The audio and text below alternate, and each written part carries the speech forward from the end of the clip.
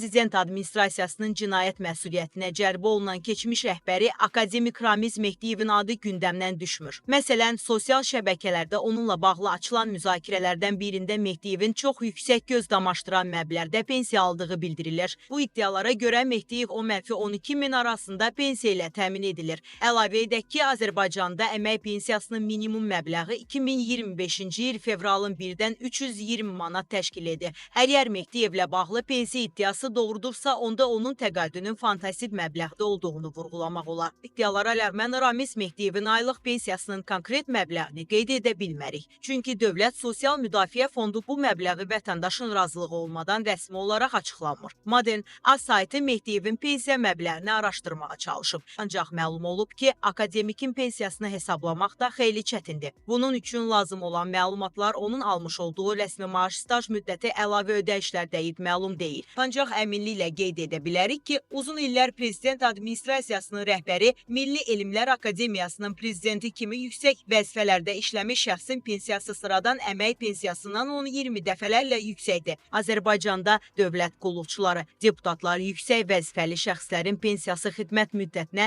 və vəzifəsinin rəsmi maaşına görə müəyyən faizlərlə hesablanır. Məsələn, deputatlar üçün təxminən maaşın 80%-ə qədəri kimi maddə var. Ekspertlər bildirirlər ki, Ramiz Mehdiyev kimi yüksək vəzifəli məmurun pensiyası nəzəri baxımdan orta əmək pensiyasından dəfələrlə yüksək ola bilər. Çünki yüksək maaş, uzun əmək stajı, ali statuslu dövlət qulluqçusu kimi xüsusi əlavələr burada xüsusi rol oynayan amillərdir. Mehdiyev 1995-2019-cu illərdə Prezident Administrasiyasının rəhbəri olub. Bu yüksək vəzifə plus uzun staj deməkdir. O 2019-2022-ci illərdə Azərbaycan Milli Elmlər Akademiyasının prezidenti postunu da tutub. Bundan başqa 87 yaşlı akademik 2007-ci ildən AMİA-nın həqiqi üzvüdür. Ölkə başçısının sərəncamına əsasən 2018-ci il noyabrın 1-dən Azərbaycan Milli Elmlər Akademiyasının həqiqi üzvlərinin aylıq rütbə maaşları 2000 manat təşkil edir. Yəni Ramiz Mehdiyev hazırda təkcə akademik rütbəsinə görə ayda 2000 manat alır.